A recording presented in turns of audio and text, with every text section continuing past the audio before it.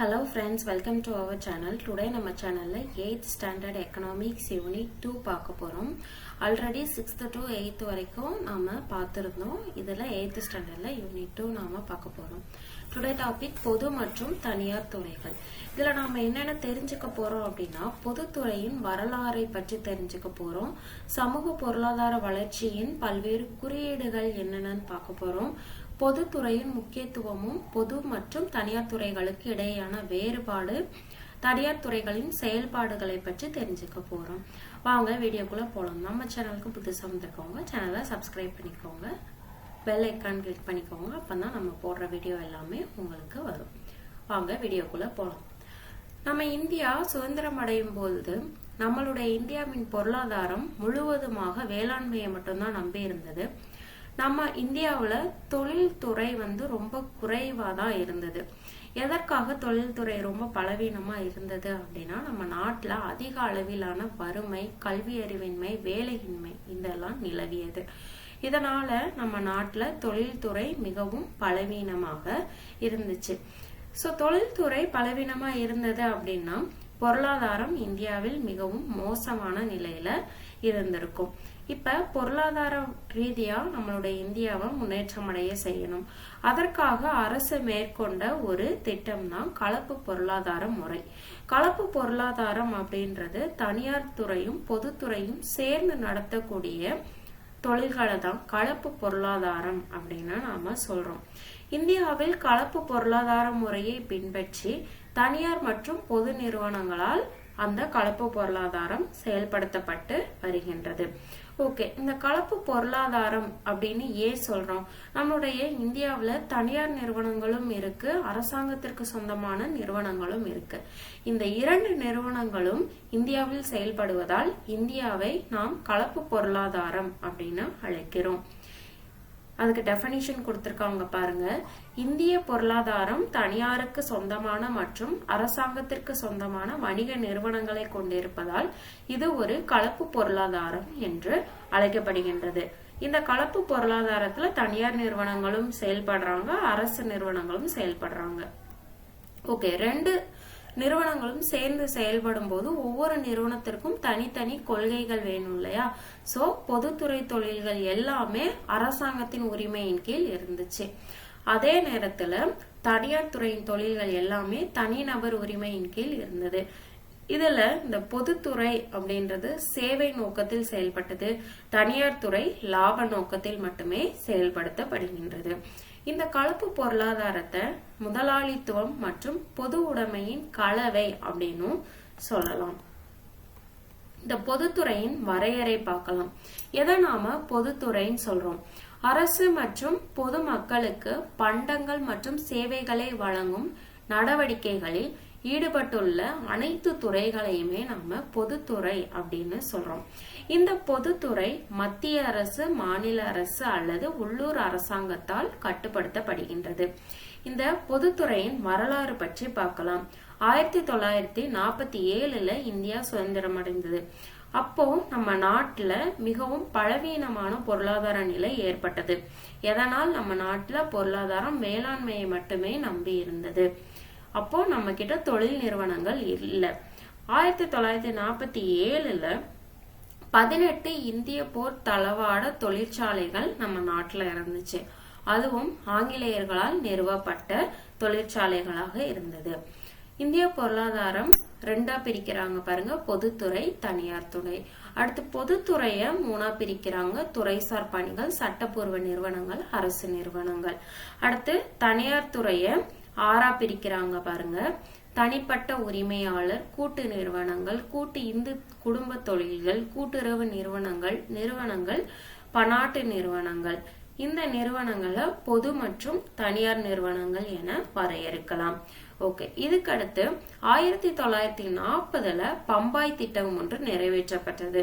இது தொழில் பிரமுகர்களால் பம்பாயில் வைத்து நிறைவேற்றப்பட்ட திட்டம் என்பதால் பம்பாய் திட்டம் என்று அழைக்கப்படுகின்றது. பம்பாய் திட்டம் நிறைவேற்றப்பட்ட ஆண்டு 1940. ரொம்ப இம்பார்ட்டன்ட், நோட் பண்ணிக்கோங்க. அதுக்கடுத்து 1948 முதலாக தொழில்துறை கொள்கையை அறிவிக்கிறாங்க. பம்பாய் திட்டம் 1948, 1948 தொழில்துறை கொள்கை தீர்மானம் அறிவிக்கிறாங்க. அதுக்கடுத்து மார்ச் 1950 அமைச்சரவை தீர்மானத்தால் திட்டக்குழுவானது அமைக்கப்படுகின்றது. நெக்ஸ்ட் 1951 தொழில்துறை சட்டம் இயற்றப்படுகின்றது. ஓகே, இது ரொம்ப இம்பார்ட்டன்ட், நல்லா ஞாபகம் வச்சுக்கோங்க. 1940 பம்பாய் சட்டம், 1948 இந்த தொழில்துறை கொள்கையானது நிறைவேற்றப்பட்டது. மார்ச் 1950 அமைச்சரவை தீர்மானத்தால் திட்டக்குழுவானது நிறைவேற்றப்பட்டது. அடுத்து அந்த திட்டக்குழுவை ஒழுங்கா செயல்படுத்துவதற்காக 1951 தொழில்துறை சட்டமானது இயற்றப்பட்டது. பிரதமர் ஜவஹர்லால் நேரு இறக்குமதிக்கு மாற்று தொழில்மயமாக்கலின் அடிப்படையில் ஒரு பொருளாதார கொள்கையை ஊக்குவித்து கலப்பு பொருளாதாரத்தை ஆதரித்தார். கலப்பு பொருளாதாரத்தை இந்திய நாட்டில் முதலாக அறிமுகப்படுத்தியவரும் பிரதமர் ஜவஹர்லால் நேரு. இந்தியாவின் 2வது ஐந்தாண்டு திட்டம் எப்போ நடைபெற்றது அப்படின்னா 1956 இருந்து 60 வரைக்குமே இந்த திட்டமானது நிறைவேற்றப்பட்டது. 1956ஆம் ஆண்டு தொழில்துறை கொள்கை தீர்மானமும் நேருவின் தேசிய தொழில்மயமாக்கல் கொள்கையை பூர்த்தி செய்ய பொதுத்துறை நிறுவனங்களின் வளர்ச்சியையும் வலியுறுத்தியது. அவரது பார்வையை இந்தியாவின் பொதுத்துறை நிறுவனங்களின் தந்தை என்று அழைக்கப்பட்டவர் யார் அப்படின்னா டாக்டர் வி கிருஷ்ணமூர்த்தி முன்னெடுத்து சென்றார். ஓகே, இதுவும் ரொம்ப இம்பார்ட்டன்ட். 2வது ஐந்தாண்டு திட்டம் எப்போது நிறைவேற்றப்பட்டது? 1956 இருந்து 60 வரைக்கும். 1956ஆம் ஆண்டு என்ன செஞ்சாங்க? தொழில்துறை கொள்கை தீர்மானமும் நேருவின் தேசிய தொழில்மயமாக்கல் கொள்கையை பூர்த்தி செய்ய பொதுத்துறை நிறுவனங்களின் வளர்ச்சியை வலியுறுத்தினாங்க. இத கொண்டு செலுத்துவது யாரு உதவியா இருந்தாங்க அப்படின்னா இந்தியாவின் பொதுத்துறை நிறுவனங்களின் தந்தை என்று அழைக்கப்படக்கூடிய டாக்டர் வி கிருஷ்ணமூர்த்தி அவர்கள் உறுதுணையா இருந்தாங்க. இந்திய புள்ளி விவர நிபுணர் என்று அழைக்கப்படக்கூடிய பேராசிரியர் PC மஹலானோபிஸ் அதன் உருவாக்கத்திற்கு கருவியாக செயல்பட்டார். இது பின்னர் பிரீட்மேன் மஹலானோபிஸ் அப்படின்னு அழைக்கப்படுது. ஓகே, இது ரொம்ப இம்பார்ட்டன்ட். இத முன்னெடுத்து சென்றது யாரு? Doctor V Krishnamurthy. அடுத்து பேராசிரியர் PC மஹலானோபிஸ் அப்படின்னு அழைக்கப்படக்கூடியவர் இது உருவாக்குவதற்கு காரணமாக இருந்தாரு. அதனால இந்த ஐந்தாண்டு திட்டத்தை நம்ம என்னன்னு சொல்றோம்? பிரீட்மேன் மஹலானோபிஸ் மாதிரி என்று அழைக்கிறோம். 1991ஆம் ஆண்டு தொழில்துறை கொள்கை முந்தைய அனைத்து கொள்கைகளில் இருந்துமே தீவிரமாக வேறுபட்டிருந்தது. இங்க அரசாங்கம் பொதுத்துறை முதலீடு செய்த திட்டமிட்ட தனியார் துணைக்கு அதிக சுதந்திரத்தை அனுமதித்தது. எதற்காக அப்படின்னா பொது நிறுவனங்களிடம் மட்டுமே அதிக சுதந்திரம் கொண்டிருந்தது. அதை மாற்றி தனியார் நிறுவனங்களுக்கு நாம சுதந்திரம் அளிக்கும் போது பொருளாதார ரீதியாக முன்னேற்றம் அடையும் அப்படின்ற ஒரு தீர்மானம் ஏற்கப்பட்டது. அதனாலதான் 1991ஆம் ஆண்டு தனியார் துறைக்கு அதிக சுதந்திரத்தை வழங்கியது. அடுத்து பொதுத்துறையின் நோக்கங்கள் பாருங்க. உள்கட்டமைப்பை உருவாக்குதல் மற்றும் விரிவாக்கம் செய்வதன் மூலம் விரைவான பொருளாதார வளர்ச்சியை நம்மளால மேம்படுத்த முடியும். வளர்ச்சிக்கான நிதி ஆதாரங்களை உருவாக்க முடியும். வருமானம் மற்றும் செல்வங்களை மறுபகிர்வு செய்ததை ஊக்குவிக்க முடியும். வேலை வாய்ப்புகளை நம்மளால உருவாக்கலாம். சமச்சீர் வட்டார வளர்ச்சியை ஊக்குவிக்கலாம். சிறிய அளவிலான மற்றும் துணை தொழில்களின் வளர்ச்சியை ஊக்குவிக்க முடியும். ஏற்றுமதி ஊக்குவிப்பு மற்றும் இறக்குமதிக்கு மாற்றீடை துரிதப்படுத்த முடியும். பொதுத்துறை நிறுவனங்கள் எதெல்லாம் நாம பொதுத்துறை நிறுவனங்கள் அப்படின்னு சொல்றோம்? எந்த ஒரு நிறுவனத்தில் மொத்த பங்கு மூலதனத்தில் 51% அதிகமாக கவர்மெண்ட்டுக்கு இருக்குதோ அதை நாம பொதுத்துறை அப்படின்னு சொல்றோம். இப் சப்போஸ் நம்ம 51% அதிகமாக தனியார் நிறுவனங்கள் பங்கீட்டு அளித்திருந்தாங்க அப்படின்னா அதை தனியார் துறை நிறுவனங்கள் அப்படின்னு சொல்றோம். ஓகே, இந்த பொதுத்துறை உறுப்புகள் என்னென்னு பார்க்கலாம். ஃபர்ஸ்ட் ஒன், அரசு துறைகளால் நிர்வாகம் செய்யப்படக்கூடிய நிறுவனங்கள். அது என்னென்னா தபால் மற்றும் தந்தி, ரயில்வே, துறைமுக அறக்கட்டளை, இந்தியாவில் உள்ள நீர்ப்பாசன திட்டங்கள், இது எல்லாமே அரசு துறைகளால் நிர்வாகம் செய்யப்படக்கூடிய நிறுவனங்கள். அடுத்து கூட்டுத்துறை நிறுவனங்கள். இது ஒரு நிறுவன சட்டத்தால் நிர்வகிக்கப்படுகின்றது மற்றும் அரசாங்கம் ஒரு பிரதான பங்குதாரராக இருக்கின்றது. நம்ம ஆல்ரெடி பார்த்தோம், கலப்பு பொருளாதாரம் அப்படின்றது தனியார் மற்றும் பொதுத்துறை சேர்ந்து நடத்தக்கூடியதுதான் கலப்பு பொருளாதாரம் அப்படின்னு சொல்றோம். இந்த கூட்டுத்துறை நிறுவனத்துல அரசு ஒரு பிரதான பங்குதாரராக செயல்பட்டுக்கிட்டு வராங்க. எடுத்துக்காட்டு பாருங்க, இந்தியன் ஆயில் பெட்ரோனாஸ் தனியார் நிறுவனம், இந்தியன் ஆயில் ஸ்கை டேக்கிங் நிறுவனம், ரத்னகிரி கேஸ் அண்ட் பவர் தனியார் நிறுவனம், இந்தியன் செயற்கை ரப்பர் நிறுவனம். இது எல்லாமே கூட்டுத்துறை நிறுவனங்கள். அடுத்து பொதுக்கழகம். எதை பொதுக்கழகம் அப்படின்னு சொல்றோம்? பாராளுமன்றத்தால் நிறைவேற்றப்படக்கூடிய சட்டத்தினால் உருவாக்கப்படக்கூடிய ஒரு கழகத்தை தான் நாம பொதுக்கழகம் அப்படின்னு சொல்றோம். ஃபார் எக்ஸாம்பிள், ஆயுள் காப்பீட்டு நிறுவனம், நம்ம எல்ஐசி சொல்றோம் இல்லையா, அதை வந்து பொதுக்கழகம் அப்படின்னு சொல்றோம். அடுத்து ஏர் இந்தியா, இந்திய ரிசர்வ் வங்கி, மின்சார வாரியம், இது எல்லாத்தையும் நாம பொதுக்கழகம் என்று அழைக்கிறோம். எதனால இதை பொதுக்கழகம் சொல்றோம்னா, பாராளுமன்றத்தில் நிறைவேற்றப்படும் சட்டத்தினால் நிறுவப்பட்ட ஒரு பொதுக்கழகம், அததான் நாம பொதுக்கழகம் சொல்றோம். அடுத்து தொழில்களை எப்படி வகைப்படுத்துறாங்க பாருங்க. 1956ஆம் ஆண்டு ஒரு தீர்மானம் வாயிலாக தொழில்களை வகைப்படுத்தினாங்க. அத 3 பிரிவுகளா வகைப்படுத்துறாங்க. ஃபர்ஸ்ட் ஒன் அட்டவணை ஏ. எதை அட்டவணை ஏன்னு சொல்றாங்க அப்படின்னா, அரசுக்கு மட்டுமே சொந்தமான தொழில்களை அட்டவணை ஏ அப்படின்னு குறிப்பிடுறாங்க. நெக்ஸ்ட், தனியார் துறை தொழில்கள் மாநிலம் தன் முழு பொறுப்பில் தொடங்கும் புதிய அலகுகள் மற்றும் முயற்சிகளுக்கு துணை புரியக்கூடிய தொழில்களை அட்டவணை பி அப்படின்னு சொல்றாங்க. மீதமுள்ள எல்லா தனியார் தொழில்களையுமே அட்டவணை சி அப்படின்னு வகைப்படுத்துறாங்க.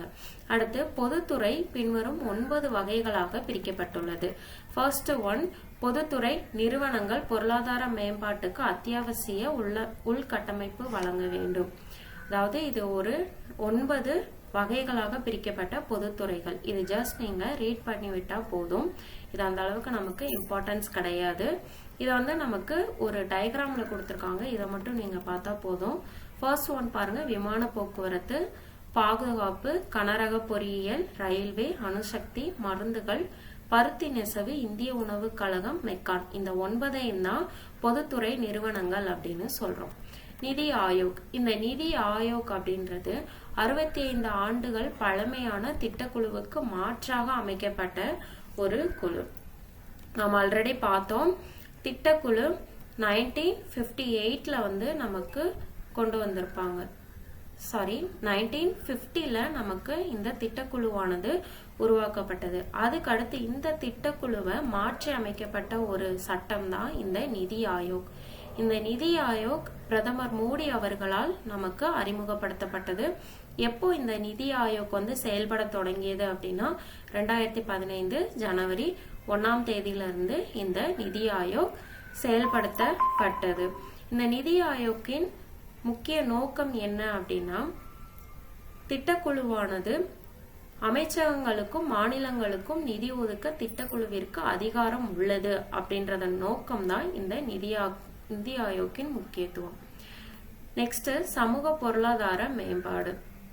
இந்த சமூக பொருளாதார மேம்பாட்டை நம்ம பின்வரும் குறியீடுகளால் அளவிடலாம். என்னென்னு பாருங்க. மொத்த உள்நாட்டு உற்பத்தி, அதை நாம ஜிடிபி அப்படின்னு சொல்லுவோம். 2வது ஆயுட்காலம், அடுத்து கல்வி அறிவு, அடுத்து வேலை வாய்ப்பின் அளவு. இதை வைச்சுதான் இந்த சமூக பொருளாதாரத்தின் மேம்பாட்டின் குறியீடுகளை அளவிடலாம். ஃபர்ஸ்ட் ஒன் பாருங்க, புதிய மதியுரையக குழு. இதை திங்க் டேங்க் அப்படின்னு அழைக்கிறோம். எனப்படும் நிதி ஆயோக் என்ற அமைப்பினால் மத்திய, மாநில மற்றும் உள்ளாட்சி அமைப்புகளின் சமூகத்துறை முயற்சிகளை ஒருங்கிணைப்பதில் பொருத்தமான தளத்தை உருவாக்க முடியும். எதை நாம திங்க் டேங்க் சொல்றோம் அப்படின்னா நிதி ஆயோக். இது ரொம்ப இம்பார்ட்டன்ட். ஓகே, இப்ப நாம பொருளாதார மேம்பாட்டை அளவிடக்கூடிய குறியீடுகளை பற்றி பார்க்கலாம். ஃபர்ஸ்ட் ஒன், மொத்த உள்நாட்டு உற்பத்தி.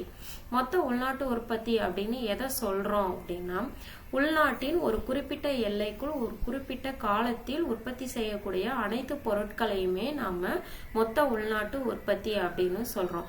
அதை தான் இந்த ஜிடிபி மூலமாக நாம அளக்கிறோம். இதை வந்து நம்ம 9th ஸ்டாண்டர்ட்ல ஃப்ரீப்பா பார்க்கலாம். இங்க ஜஸ்ட் வந்து ஒரு இன்ட்ரோடக்ஷன் மாதிரி கொடுத்திருக்காங்க.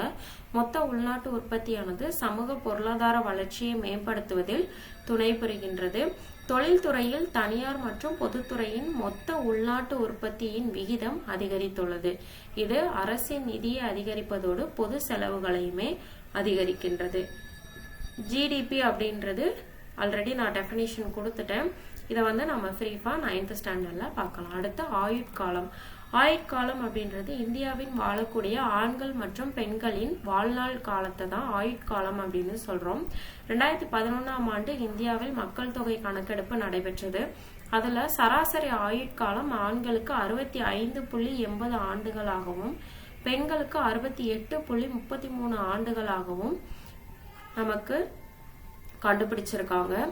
இதன் மூலமாக நமக்கு என்ன செய்ய முடியும் அப்படின்னா, ஆண்களை விட பெண்களின் சராசரி ஆழ்வு காலம் வந்து அதிகமாக இருக்குது. 2018 to 19 மத்திய வரவு செலவு திட்டத்தில் தேசிய சுகாதார உற்பத்தி திட்டத்தை அரசாங்கத்தால் அறிமுகம் செய்யப்பட்டது. அடுத்து கல்வியறிவு. சமூகத்தின் பொருளாதார வளர்ச்சிக்கு கல்வியறிவு மிகவும் முக்கியமான பங்கு வகிக்கின்றது. இதற்காக இந்திய அரசாங்கத்தால் அதிக அளவு திட்டங்கள் மேற்கொள்ளப்பட்டுள்ளது. முதன்மை திட்டமாக 6 to 14 வயதுடைய குழந்தைகளுக்கு கட்டாயமாக இலவச கல்வி வழங்கக்கூடிய திட்டமானது செயல்படுத்தப்படுகின்றது. அது மட்டும் இல்லாம நமக்கு இணைய வழி கல்வி திட்டமும் செயல்படுத்தப்படுகின்றது. இ லேர்னிங், இலவச கணினி திறன் வகுப்புகள், கற்பதற்கான இயற்கையான சூழல் வழங்குதல், இந்த திட்டங்கள் எல்லாமே அரசாங்கத்தால் அறிமுகப்படுத்தப்படுகின்றது. அனைவருக்கும் கல்வி இயக்கம் அப்படின்ற திட்டம் மட்டுமே இந்திய அரசின் முதன்மையான கல்வி திட்டமாகும். அடுத்தது பாருங்க, வேலை வாய்ப்பு. வேலை வாய்ப்பை பொறுத்தவரையில கிராமத்துல இருந்து அதிகமாக மக்கள் வந்து நகரத்திற்கு வேலைக்கு செல்கின்றாங்க. அவங்களுக்கு தங்குவதற்கு ஏற்ற மாதிரி ஒரு ஸ்மார்ட் சிட்டி அப்படின்ற திட்டத்தை இந்தியாவானது உருவாக்கப்பட்டுள்ளது இந்திய அரசால். இதனை நாம திறன் நகரம் அப்படின்னும் அழைக்கலாம். ஸ்மார்ட் சிட்டி அப்படின்னா நம்ம இருக்கக்கூடிய ஏரியாவுக்கு பக்கத்திலே மருத்துவமனை, பள்ளிகள், வீட்டு வசதிகள் மற்றும் வணிக மையங்கள் எல்லாமே இருக்கும். இதைதான் நாம ஸ்மார்ட் சிட்டி அப்படின்னு சொல்றோம். அடுத்து வீடு, சுத்தமான குடிநீர் மற்றும் சுகாதாரம் வழங்குதல். அரசு துறையானது வீட்டு வசதிகள், சுத்தமான குடிநீர் வசதிகள் மற்றும் சுகாதார வசதிகளை தூய்மை இந்தியா திட்டத்தின் கீழ் நமக்கு வழங்கிட்டு இருக்காங்க. இந்த தூய்மை இந்தியா திட்டத்தை அறிமுகப்படுத்தியவரும் யார் அப்படின்னா பிரதமர் நரேந்திர மோடி. ஓகே, சமூக பொருளாதார மேம்பாடு. 2018 to 19ஆம் ஆண்டு ஜிடிபி வந்து கணக்கெடுப்பு எடுத்திருக்காங்க. அதனுடைய வேல்யூஸ் மட்டும் நமக்கு தெரிஞ்சா போதும். ஃபர்ஸ்ட் வேளாண் துறை, அதோட பர்சன்டேஜ் 15.87%. இதை ரவுண்டா 16% ஞாபகம் வச்சுக்கோங்க. அடுத்து தொழில்துறை. தொழில்துறை 29.73% கணக்கிட்டு இருக்காங்க. நம்ம 30% ஞாபகம் வச்சுக்கலாம். பணிகள் துறை வந்து 54.40%. இதன் மூலமாக நமக்கு என்ன தெரியுது? பணிகள் வந்து அதிகமாக இருக்கின்றது, சேவை பணிகள். ஓகே, நெக்ஸ்ட் வந்து பொதுத்துறையின் முக்கியத்துவம். எதனால இந்த பொதுத்துறை நமக்கு முக்கியம் அப்படின்றத பார்க்கலாம். இதுல ஹெட்டிங் மட்டும் நமக்கு பார்த்தா போதும். ஃபர்ஸ்ட் ஒன்று, பொதுத்துறை மற்றும் மூலதன உருவாக்கம், பொருளாதார மேம்பாடு, சமச்சீரான வட்டார வளர்ச்சி, வேலைவாய்ப்பு உருவாக்கம், ஏற்றுமதி ஊக்குவிப்பு மற்றும் அந்நிய செலவாணி வருவாய், நலிவடைந்த தொழில்களுக்கு பாதுகாப்பு வழங்குதல், இறக்குமதி மாற்று. இது எல்லாத்துக்குமே நமக்கு என்ன தேவை? பொதுத்துறை முக்கியம் அப்படின்றது தெரிஞ்சுக்கலாம். நெக்ஸ்ட் பாருங்க, அதிக பணியாளர்களை கொண்ட பொதுத்துறை நிறுவனம் என்னது அப்படின்னா ரயில்வே துறை. இந்திய ரயில்வேல மட்டும்தான் அதிக அளவில் பணியாளர்கள் ஒர்க் பண்றாங்க. ஓகே, நெக்ஸ்ட் பொதுத்துறைக்கும் தனியார் துறைக்கும் இடையே உள்ள வேறுபாடு பார்க்கலாம். தொழில் உரிமையானது பொதுத்துறையில அரசாங்கத்திடம் இருக்கும், தனியார் துறையில தனிநபர்களிடம் இருக்கும். பொது வருவாய் மற்றும் வருமானம், பண்டங்கள் மற்றும் பணிகளின் மீது விதிக்கும் வரியை பொறுத்தது இந்த பொதுத்துறை. பங்குகள் மற்றும் கடன் பத்திரங்கள் வழங்குதல் அல்லது கடன் வழங்குவதை பொறுத்தது. அடுத்தது பாருங்க, பொதுத்துறை தொழிலாளர்களுக்கு முறையான ஊதியத்தை உறுதி செய்கின்றது, ஆனா தனியார் துறை தொழிலாளர்களை சுரண்டுகிறது. இது ஒரு சிலர் கைகளிலோ அல்லது பணக்காரர்களில் பெரும் செல்வத்தை குவிக்க அனுமதிக்காது. இது ஒரு சிலர் கைகளில் அல்லது பணக்காரர்களில் பெரும் செல்வத்தை குவிக்க அனுமதிக்கின்றது. பொதுத்துறை நிறுவனங்களுக்கு எக்ஸாம்பிள் என்னன்னா NLC, SAIL, BSNL. இதே தனியார் துறை நிறுவனங்களுக்கு example TVS motor, Ashok Leyland, Tata steel. பொதுத்துறையில வரி ஏய்ப்பு கிடையாது, ஆனா தனியார் துறையில வரி ஏய்ப்பு உண்டு. இது பொதுத்துறையானது சேவை நோக்கம் உடையது, தனியார் துறையானது லாபம் நோக்கத்தை மட்டுமே முதன்மையாக வைத்து செயல்படக்கூடியது. பொதுத்துறையில சமூக ரீதியாக பின்தங்கிய மக்களுக்கு முன்னுரிமை வழங்கப்படும், இடஒதுக்கீடும் வழங்கப்படுகின்றது. ஆனா தனியார் துறையில பின்தங்கிய வர்க்க மக்களுக்கு எந்த ஒரு இடஒதுக்கீடும் நமக்கு வழங்கப்படுவதில்லை. அடுத்து தனியார் துறையின் வரையறை நம்ம ஆல்ரெடி பார்த்திருக்கோம். தனியார் துறை அப்படின்றது தனி நபர் அல்லது தனி நிறுவனங்களுக்கு சொந்தமாக தனி நிறுவனங்களால் கட்டுப்படுத்தப்பட்டு செயல்படுத்தக்கூடிய ஒரு துறைகளை தான் தனியார் துறை அப்படின்னு சொல்றோம். இந்த தனியார் துறையின் பணிகள் என்னன்னு பார்க்கலாம். தனியார் துறையின் முக்கிய செயல்பாடு என்ன அப்படின்னா புதுமை மற்றும் நவீனமயமாதலை உருவாக்குதல். தனியார் நிறுவனங்கள் தான் மக்களின் தேவைகளை உணர்ந்து டெக்னாலஜி வளர்வதற்கு ஏற்றாப்புல புதிய புதிய ஒரு செயல்களை உருவாக்கிக்கிட்டே இருப்பாங்க. நம்ம ஆல்ரெடி நியூஸ்ல பார்த்திருப்போம். இப்போ டாடா இருக்காங்க இல்லையா, அவங்க மினி கார் கொண்டு வந்தாங்க. அது ஏழைகளுக்குமே கார் பயன்படுத்தக்கூடிய ஒரு வசதியை ஊக்குவிப்பதற்காக வந்தது. பட் அந்த திட்டமானது ஃபெயிலியர் ஆயிடுச்சு. இந்த மாதிரி நம்மளுடைய டெக்னாலஜி வளர்ச்சிக்கு ஏத்தாப்புல தனித்தனியாக புதிய புதிய செயல்பாடுகளை முன்னெடுத்து அதை செயல்படுத்துவது தான் இந்த தனியார் துறையின் முக்கிய பணிகள்.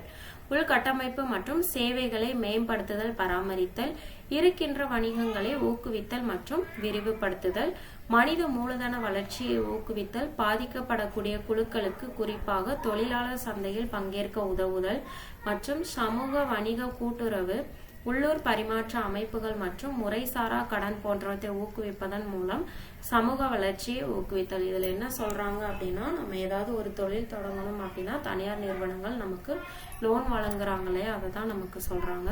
சிறு நுண் மற்றும் நடுத்தர நிறுவனங்களுக்கு SMME வழங்குவதன் மூலம் அளிப்பு பக்க நடவடிக்கைகள் மற்றும் தேவை பக்க நடவடிக்கைகளை கோருதல் மற்றும் நகரத்தில் முதலீட்டை ஈர்த்தல், இது எல்லாமே தனியார் நிறுவனங்களின் முக்கியமான பணிகள். அடுத்து முக்கிய தனியார் நிறுவனங்கள் என்னன்னு பாருங்க. இன்ஃபோசிஸ் நிறுவனம், ஆதித்யா பிர்லா நிறுவனம், ரிலையன்ஸ் இண்டஸ்ட்ரியல் நிறுவனம், டாடா குழும நிறுவனம், விப்ரோ நிறுவனம், இந்துஸ்தான் யூனிலிவர் நிறுவனம், ICICI வங்கி நிறுவனம். இந்தியாவில் மிகவும் ஆதிக்க செலுத்தக்கூடிய துறை அப்படின்னு நம்ம எதை சொல்றோம்? வேளாண்மை துறை. இந்த வேளாண்மை துறையில வேளாண்மை மற்றும் கிடையாது, பால் பண்ணை தொழில், கால்நடை வளர்ப்பு, கோழி வளர்ப்பு, அது போன்ற மித்த தொழில்களையுமே நாம வேளாண்மை துறை அப்படின்னு சொல்றோம். நடவடிக்கைகள் முற்றிலுமே தனியார் துறையின் கட்டுப்பாட்டில் மட்டுமே இருக்குது. இவ்வாறு முழு வேளாண்மை துறையை நிர்வகிப்பதிலும் அதன் மூலம் லட்சக்கணக்கான மக்களுக்கு முழு உணவு விநியோக திட்டம் வழங்குவதன் மூலமாக தனியார் பங்கு முக்கிய பங்கு வகிக்கின்றது. ஓகே, இதோட இந்த யூனிட் முடியுது. நாம ஒரு ஓவர்வியூ மட்டும் பார்க்கலாம். சமூகத்தின் அனைத்து பிரிவுகளின் பொருளாதார நலனை மேம்படுத்துவதில் பொதுத்துறை மற்றும் தனியார் துறை இரண்டுக்குமே பணிகள் தனித்தனியே ஒதுக்கப்படுகின்றது. பொதுமக்களுக்கு அரசு பண்டங்கள் மற்றும் சேவைகளை வழங்கும் நடவடிக்கைகளில் ஈடுபட்டுள்ள துறையை தான் நாம பொதுத்துறை அப்படின்னு சொல்றோம். மார்ச் 15, 1950 தான் அமைச்சரவை தீர்மானத்தால் திட்டக்குழுவானது அமைக்கப்பட்டது. இந்த திட்டக்குழு 65 ஆண்டுகளுக்கு அப்புறம் 2011 ஆண்டு நிதி ஆயோகா மாற்றப்பட்டது. 1951 ஆண்டு தொழில்துறை சட்டமானது இயற்றப்பட்டது. சமூக பொருளாதார மேம்பாடு அப்படின்னு எதை சொல்றோம்னா, ஒரு சமூகத்தின் சமூக மற்றும் பொருளாதார வளர்ச்சியின் செயல்முறையை சமூக பொருளாதார மேம்பாடுன்னு சொல்றோம். அதை அளவிடுவதற்கு 4 கருவிகள் பார்த்தோம். GDP, கல்வியறிவு, ஆயுட்காலம், வீட்டு வசதி திட்டம், இது எல்லாமே நம்ம பார்த்தோம். 2011 ஆண்டு இந்திய மக்கள் தொகை கணக்கெடுப்பின்படி இந்தியாவில் சராசரி ஆயுட்காலம் ஆண்களுக்கு 65.80 ஆண்டுகளும் பெண்களுக்கு 68.33 ஆண்டுகளாகவும் குறிப்பிடப்பட்டது. தனியார் தனிநபர் அல்லது நிறுவனங்களுக்கு சொந்தமான கட்டுப்படுத்தப்பட்ட மற்றும் நிர்வகிக்கப்படும் ஒரு தேசிய பொருளாதாரத்தின் பிரிவை தான் நம்ம தனியார் துறை அப்படின்னு சொல்றோம். ரொம்ப சிம்பிளா சொல்லணும் அப்படின்னா, தனி நபர்களால் உருவாக்கப்படக்கூடிய நிறுவனங்களை நாம தனியார் துறை அப்படின்னு சொல்றோம். ஓகே, இதோட யூனிட் முடிஞ்சது. நம்ம புக் பேக் கொஸ்டின் பார்க்கலாம். ஃபர்ஸ்ட் ஒன், சரியான விடையை தேர்ந்தெடுக்கவும். இந்தியாவில் பொதுத்துறைகளின் தோற்றத்திற்கு காரணமாக இந்திய அரசின் தொழில் கொள்கையின் தீர்மானம் டேஸாம் ஆண்டு கொண்டு வரப்பட்டது 1956. கலப்பு பொருளாதார நன்மைகளின் கலவை என்பது 1 முதலாளித்துவம், 2 சமதர்மம். சோ ஆப்ஷன் சி ஆ மற்றும் ஆ சரி. டேஸ் நிறுவன சட்டம் மற்றும் அரசாங்கத்தால் கட்டுப்படுத்தப்படும் முதன்மையான முக்கிய பங்குதாரர். ஆப்ஷன் பி கூட்டுத்துறை. பொதுத்துறை டேஸ் உடையது. ஆப்ஷன் பி சேவை நோக்கம். கோடிட்ட இடங்களை நிரப்புக. டேஸ் மற்றும் டேஸ் ஆகியவை சமூகத்தின் அனைத்து பிரிவினரின் பொருளாதார நலனை மேம்படுத்துவதில் அந்தந்த பணிகளை மேற்கொள்வதில் அரசால் அனுமதிக்கப்பட்டுள்ளது. தனியார் மற்றும் பொதுத்துறை. தனியார் துறை டேஸ் நோக்கத்தில் செயல்படுகின்றது, லாப நோக்கத்தில், அததான் ப்ராஃபிட்னு போட்டிருக்கேன். நெக்ஸ்ட் கொஸ்டின் பாருங்க. டேஸ் என்பது ஒரு சமூகத்தின் சமூக மற்றும் பொருளாதார வளர்ச்சியின் செயல்முறையாகும். சமூக பொருளாதார மேம்பாடு. தனியார் துறையின் முக்கிய செயல்பாடுகளை தோற்றுவிப்பது டேஸ் மற்றும் டேஸ் ஆகும். புதுமை மற்றும் நவீனமயமாக்குதல். குடிமக்கள் மத்தியில் டேஸ் மற்றும் ஒத்துழைப்பை வலுப்படுத்த அரசாங்கம் உறுதி பூண்டுள்ளது. புரிதல். அடுத்து பொருத்துக. மதியுரையக குழு, நிதி ஆயோக், வேளாண்மை, முதன்மை துறை, தொழில்கள், இரண்டாம் துறை, ஜிடிபி மொத்த உள்நாட்டு உற்பத்தி. சமூக பொருளாதார முன்னேற்றத்தை அளவிட பின்வருவனவற்றில் எந்த குறியீடு பயன்படுத்தப்படுவதில்லை? ஆப்ஷன் ஏ கருப்பு பணம். பின்வருவனவற்றுள் எது சரியான விடை? அரசுக்கு மட்டுமே சொந்தமான தொழில்களை அட்டவணை ஏ என்று குறிப்பிடுகின்றோம். இது சரி. செகண்ட் ஒன், தனியார் துறையானது மாநில துறையின் முயற்சிகளுக்கு துணை புரியக்கூடிய தொழில்கள், புதிய அலகுகளை தொடங்குவதற்கான முழு பொறுப்பையும் அரசு ஏற்றுக்கொள்வது அட்டவணை பி என குறிப்பிடப்படுகின்றது. ரெண்டும் சரி. மூன்றாவது, தனியார் துறையில் இருந்து மீதமுள்ள தொழில்கள் அட்டவணையில் குறிப்பிடப்படவில்லை. இது தவறு. இது அட்டவணை சின்னு நமக்கு குறிப்பிட்டிருப்பாங்க. சோ ஆப்ஷன் சி 1 மற்றும் 2 சரி. ஓகே, இதோட இந்த யூனிட் முடியுது. நம்ம நெக்ஸ்ட் யூனிட் நெக்ஸ்ட் வீடியோல பார்க்கலாம். வீடியோ பிடிச்சிருந்தா சப்ஸ்கிரைப் பண்ணுங்க, லைக் பண்ணுங்க, ஷேர் பண்ணுங்க. தேங்க்யூ.